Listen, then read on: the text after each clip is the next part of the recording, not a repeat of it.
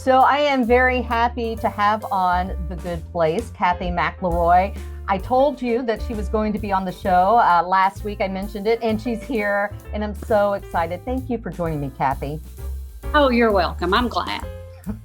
And I thought I would just let people know you and I met, I want to say about 6 years ago. I could be off with the time, 7 years ago, through a mutual friend, Carol Berry.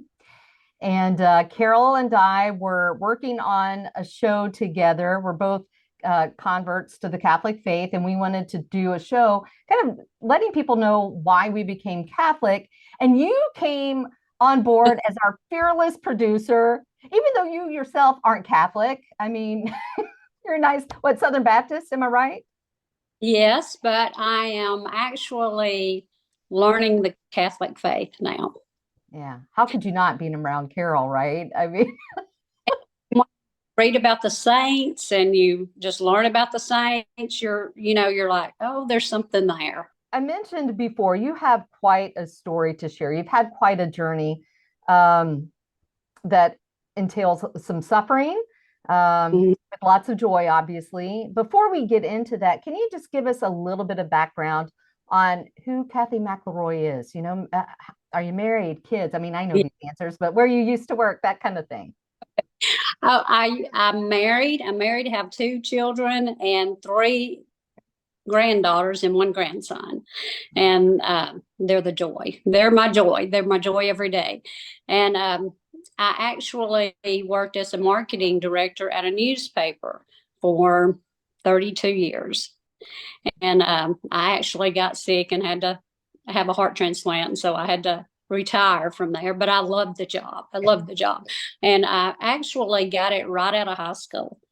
Oh, did And you? I didn't know that. I actually, as a senior, you go and work one day at a business, and that's where I went. They asked me to come on, and I started immediately when I Did, graduated. did you want to work in marketing beforehand? Did you have an interest in that, or did it just sound appealing at the time? I, well, not really. I typed a lot. I was just a very good typist, and so when I went there, I typed. I did a lot of work and caught them up real quick, and I think that just there was a lot to be back then. You did a lot of typing for everything, and Sure. so I went from department to department till I went into sales, then I went into marketing, and then I I just grew into the business and loved it. And that's where I ended for the last probably 15 years was in the marketing.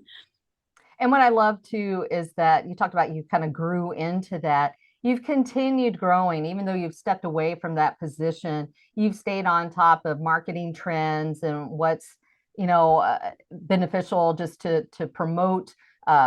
In our case, like a website, we can talk a little bit about that later. Celebrating the saints, etc. But you know what's going on. You didn't let that just kind of fall by the wayside. You've stayed on top of it. I really always thought that I would go back. I really did. I thought this is just him. I loved working, and it was a newspaper, and it was just constant change, and I love Sure. that. So, it was good for me to get into the Sisters and Saints and start doing the digital side of it because that was not big then. You Hmm. know, 10 years ago, the digital wasn't as strong. You didn't look for your news online. You Right. wanted the paper. So it's made a total change from when I was marketing director there. So I tried to sort of keep up just in case I go back. Because you never know. Well, as you were talking, you kind of tossed it out there that you had to step away because you had a heart transplant. So why don't Yeah. we get to this story? People are going to be just amazed at all that you've gone through, and yet you're sitting here before us smiling. Why don't you take us back to when you were what, about 19, and what happened to you then? Okay, when I was 19, I got sick, just had like a knot come up on my neck, and it took them about a year to figure out exactly what it was. It was Hodgkin's disease, a type of cancer. And, I went through the radiation and got through that. And then, like 10 years later, I, I was just at work and found a knot. And so I had breast cancer. I was diagnosed with breast cancer then.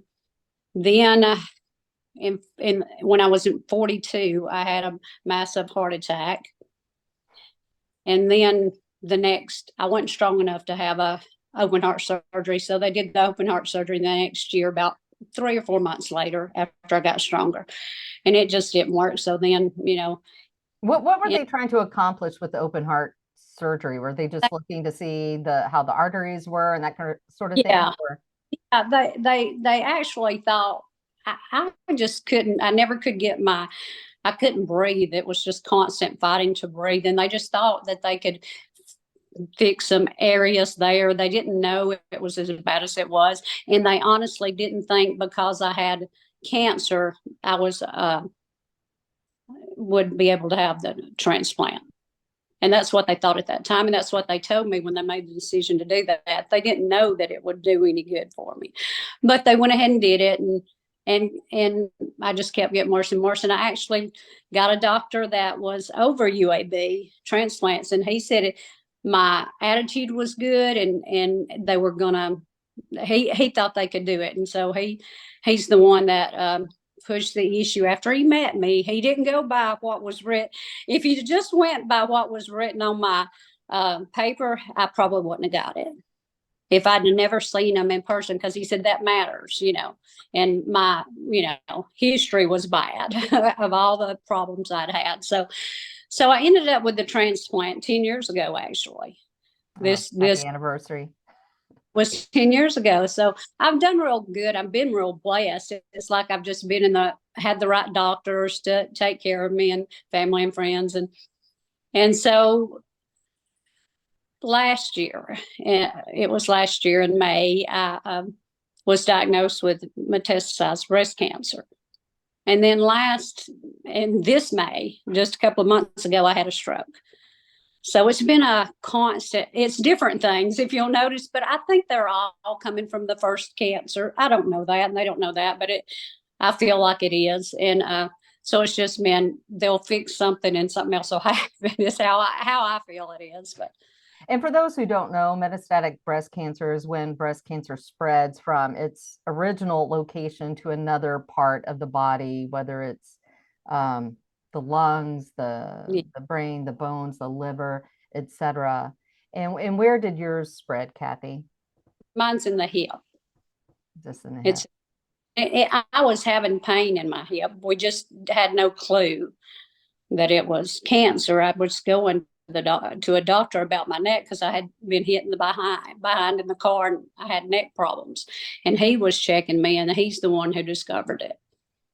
He thought it had to do with the reg, but they say God never gives us more than we can handle.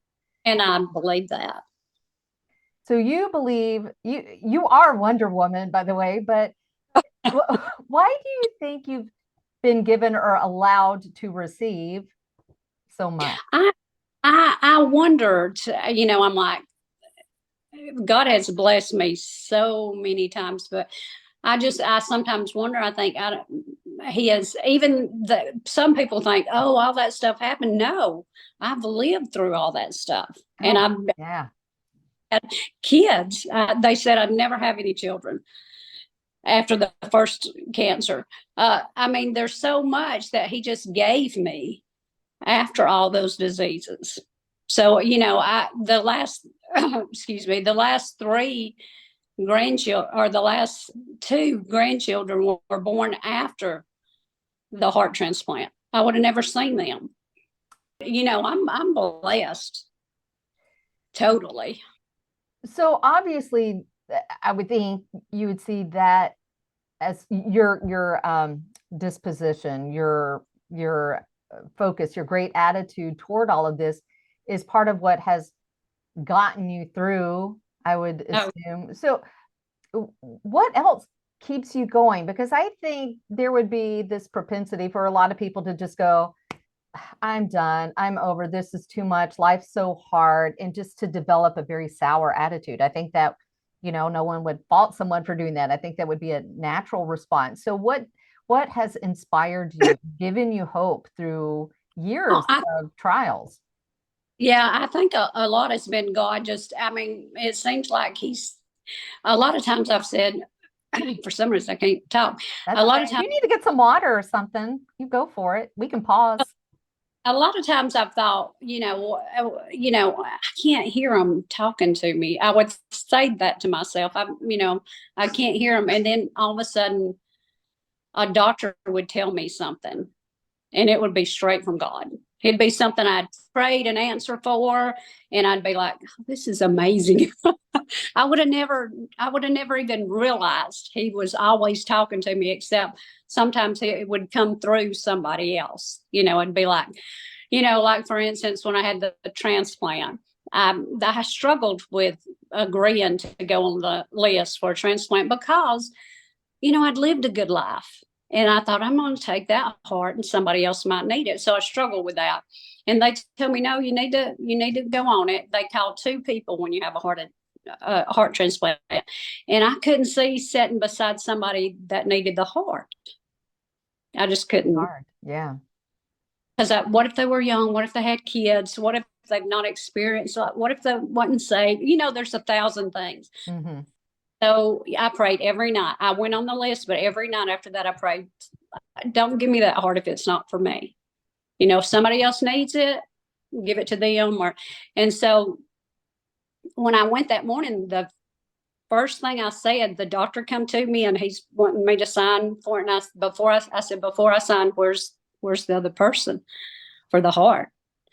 And he said, there's no other person. You're the only one here. It's your heart. Oh, that gets my heart. Wow. So you knew in that moment. And they asked me when they took me to wait to go in, I had to wait to have after I left the family. I had to wait, and the doctor hated that. And he said he sent them there to say to give me medicine if I need to relax. And I said, I don't need to relax. I said, I'm fine. I need nothing, because if I never woke up from that, and there's a big risk. I knew where I was going, and I was fine, and I was at peace. So it was, because God had just talked to me. I knew it was meant to be. So it's things like that that's come in throughout my life that, I don't take that for granted. I know that he's been there through the whole thing. If I just listen close enough and I keep talking, I'm gonna hear what he's telling me to do, and that's what I try to do. And I think, I don't know if other people feel this way, but a lot of times in my life I would say, man, I wished when I was in school I wish I had a chance to redo that. I would study harder, or I'd do this. I wish when I got married I would have been the wife I should have been. I wished I had that chance to redo that. In my life, now in the morning, I'm just thankful for the chance to have a new life, to do things, to be a part of my family. And so I'm just thankful now for the chance of the morning to wake up and say, I've got this chance today. I'm going to use this Changed your chance. perspective, hasn't it? And the way you live. Yeah. I mean, when you go through so much. So would you say that there is a point to suffering, that there's value in suffering? Absolutely. I think that now I'm intentional on things, and before I wasn't. It's easy. You go through the day, everything's a hurry, everything's a stress. In which, I got to say that I'm blessed that I can see that. If none of this had ever happened to me, I wouldn't see that. But I'm more intentional about the things I do. I feel like I am with my family and friends, and I know when I see them, is that when will I see them again? And I think about those things, and so I'm trying to be intentional in my life now more than ever before. So I don't hear at all that you have ever really wished away your suffering and really question why me. A lot of people go through, why me, God? Why do I have to endure that? You don't do that. No, I never. I don't think I ever have, because I know I don't want to leave my family, and this part makes me real sad. But nobody does, because I think they need me. I think we all do. I'm the smart one here. I need to tell you things that you need to know. That's the only sad part to me. But I know God will take care of them. That is not passing away and being with God. It's not what you go through. That doesn't scare me at all, to be honest with you. And it hasn't ever through. I don't, it never really has. I don't want to be sick and I don't want to be in pain, but it's a part of my life, and you do the best you can. I think eventually it's a part of everyone's life. If people haven't thought of it, eventually, pain does come, suffering does come, and, Yeah. and that's not to be negative. It's just it is a part of life, and Yes. hopefully we can all learn to, come against it and overcome it the way you Yeah. have, with such grace and determination and courage. I can't help but to wonder if it was a blessing when you were first diagnosed with lymphoma, that it was before the day and age of Google. Because Yeah. I can't help but to wonder if sometimes that gets in the way of us leaning on God and listening for Him the way you've done so well and throughout all of this, because we're just on the computer looking for information, Yeah. information, and we're not really tuned in to what God may have for us, a message He may have that would provide the comfort that we need. And I think you're right, because I think it's easy to turn to that, and that's not really what we should turn to. So I know we've been talking about the hope and joy, and you do exude such joy, Kathy. But there have got to be down days. Oh yes, there has been many down days. Are you able to give an example, maybe of one, or what would consist of a down Yeah, day, and then how you get through those days? right now I feel good. As you can see, I'm doing things. I went and painted with my daughter, and I loved it. I had a Painted her different. house, by the way, not a little picture. I want to stress that you painted the inside of her house. Yes, yes, we were painting, and I couldn't have done that before the stroke. I was in that much pain. And for some reason, I had the stroke, and I don't know if it's the chemo they were giving me, they stopped immediately, or if it's from the stroke. They don't know. So I don't know either. But I know the last, since May the 6th, when I had the stroke, I've been able to do things, and I've just loved it. Loved that I was able to do that. Prior to that, I couldn't do much. I couldn't. My husband was taking care of everything. Basically, the family would come over, and I could drive, and I wasn't in pain when I drove, but I was in pain just to see it or to walk. And so they put me on so much medicine. I was sleeping, or, it was just, and so I did have I was down, that the fact that I couldn't do anything, I was like, this is not, I don't think this is what should be going on in my life at this point in my life, when I know that, I may have a year, I may have less than a year, I may have more of a year, but I know the time's going to come. So I'm like, I don't want to, this is not the way I want to spend my life. And it's made me think now, because, I've had this time where I could really talk to the kids and really be a part of their life, and not feel like I'm just sitting in a chair and life's working around me. Mm-hmm. So I will consider that when I go back. I go back this month and decide what to do about the chemo. They took it off because they thought it caused the stroke. They're not sure, but I'm not sure I want to go on that or be at that point again. I want to enjoy my life the best I can.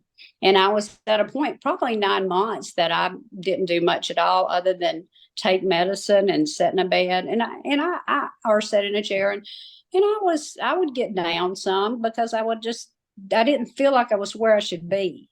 Oh, you're such a doer. So that really stopped you from doing what you were accustomed to doing. I know you go. You're involved in so many things and helping others. And so that was just a stark contrast from what you were used to doing. And so you have to make sure you don't get, and I would have to fight it, but you can grab your book and you can find a scripture in the saints. So if you go to the saints and you read some of those stories, you're like, what am I whining about? You're straighten up, girl. Things can always be worse. And so I have to just remind myself when I get to a point like that, and make a decision. Do I want to continue with a rough chemo that may not be what I need to be doing? So I have to make those decisions. But when I get down, I have to read a verse from a saint that I Mm. love those verses, or there's quotes that they say, and then read a story where they've went through so much, and they're just glorifying God, and I'm going, can I get out today? Worried about the simple things. So it'll get me back to where I need to be, just to not feel sorry for myself anymore. Because if you feel sorry for yourself, excuse me, sometimes you're just the people around you, it brings them down too. And I don't want anybody to feel bad. I want them to feel good. I don't know why I'm losing my voice. Oh, that's okay. So you said, reading scripture, Yeah. reading about the saints, their lives, their words, what they had to say, all of those things brought you hope and helped get you out of that funk, Yeah. and to not be so discouraged. Talking about all of this reminds me too how just there's been so many statistics on people that tend to kind of go downhill after retirement. Because I Yeah. think, they lose that sense of purpose. They don't see their purpose. And it seems like that's kind of the aspect of all of this that was bringing you down, is that it took away your purpose and your ability to do when you were taking the pain meds and other meds you had to take, which I guess helped with the pain, but still prevented you from living life the way Yes. you wanted to live it. You're supposed to be doing for other people as if you can. And Mhm. so when point in your life that it's like you're just dependent on other people, you have to figure out how to keep yourself from being sad or mad at God, but because it's just it's what we have to go through in certain stages of our life. And so that, I think that's the thing I have to always think about is this, can I do something different to make myself not get sad or disappointed or mad? And sometimes it's simply talk to your grandkids or talk to an older person, let them talk about their life. It's things to make somebody else feel good will change your whole aspect of the day. I know Because there's so much you can do, even if you're praying for others. I yeah, mean, prayer is powerful, and so if that's all you can do, do that because it's effective.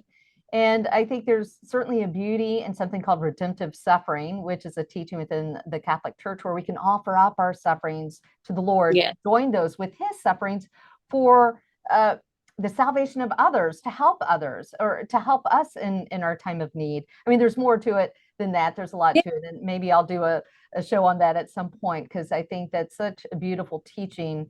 So our suffering doesn't go to waste, if you will. yeah. You know? It's happening for a reason.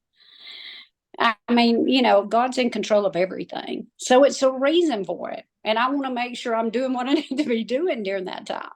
I mean, because he sees every step of our life. He knows he's guiding us. So, we have to listen. What is it that he really wants me to do right now?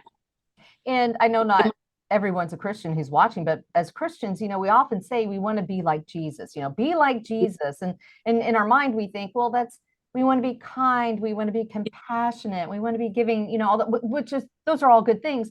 But, he suffered. And so to be Yes. like Jesus, we have to expect that there's going to be some suffering involved, but that is making us more like him. Yes. Yeah. It's not something to run from. And you never know who's watching your suffering.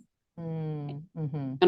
Are you going to make a difference in their life if they're go through something bad? Or are they going to be like, oh, it's, my life, or are they going to have a little hope and really turn it around because of somebody they saw? So even with my kids and stuff, I have to be real careful. I talk to them about what's going on, and I'll joke about I'll joke about my daughter's not crazy about it, but I'll still say, I'm sick, so we gotta, I'll joke with it, but I want them to experience. They see the sickness I have, and they know some things, but then they see me feeling good and stuff. So I want them to experience it in the right way, not it happens. And that's what I say, this is life, and I have a good life. And I remind them of that all the time.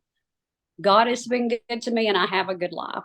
And I want them to know things will happen. They Mm-hmm. can they can still appreciate things. They can still, it's how I think it's your mind. You make sure you're ready to handle things when they happen. And when they happen, if you're shocked, still know, go to somebody that's went through it and talk to them and turn it around, because everybody's watching you. Everybody's seeing how you're handling things. And I don't want to bring anybody down. You're gonna be down when you're going through things, but try to get back up. Find something that works for you, that gets you back up, so that you can spend that time with your family. Because if I'm just sad all the time, or I'm feeling sorry for myself, I'm cheating the days I have with my kids and my family, my husband, my friends, because I'm not there. So I just really try to focus on being intentional. I really like that. It speaks to me, because I know sometimes I can get a little down just with my own diagnosis, and I'm not having to go through nearly as much as you are right now, Kathy. And I have to be mindful of that, you know, my kids, they deserve like a better mom, but you know, someone who's more being uplifting and remembering their needs, not just focused on my own. You know, I have to be mindful of that sometimes. And I like what you're talking about. It's almost like being a mentor in suffering. Sometimes we think of mentors as people who have these amazing careers, and what can we learn from them? And, you know, we want to get our kids around those mentors who can, you know, impart all this wisdom to them. But we can learn a lot from people who are suffering and know how to suffer well. Yeah, because it doesn't mean that I won't get in the car and go somewhere and cry sometimes. Sure. Because that's okay to do that. It's okay to be sad sometimes. But, you know, we want to the gods gave us another day.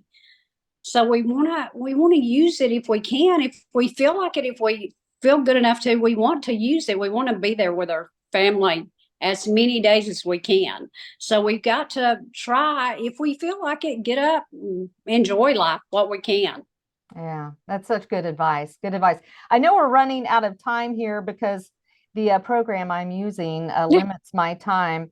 So I'll just end with, Kathy, what do you want people to think of when they think of you? What do you want them to conjure up? What do you want in their minds when they think of Kathy McLeroy?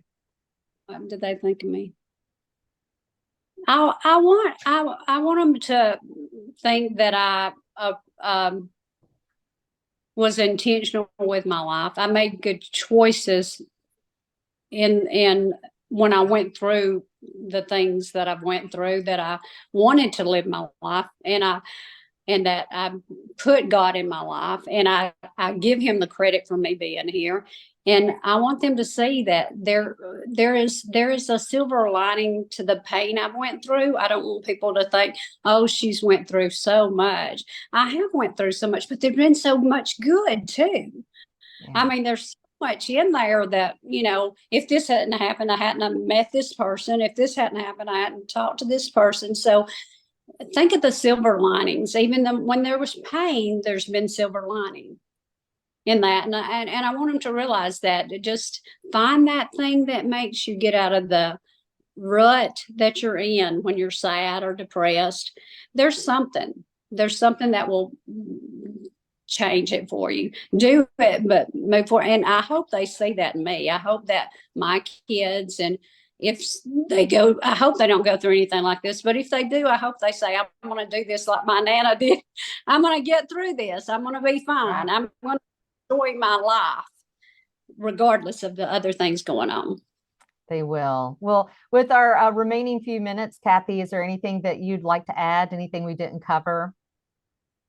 No, I can't think of anything. Okay. Well, I just thank you so much for being on the program today, and we'll definitely be praying for you. I'll definitely be praying for you, especially as you have all these decisions coming up about how to move forward with treatment. I know what a struggle that is, but let me tell you, you have been such a joy. You are such a joy, and I just appreciate you, and I'm glad that God has you on this earth for such a time as this to speak into our lives. So thank you, and God bless you as you continue moving forward.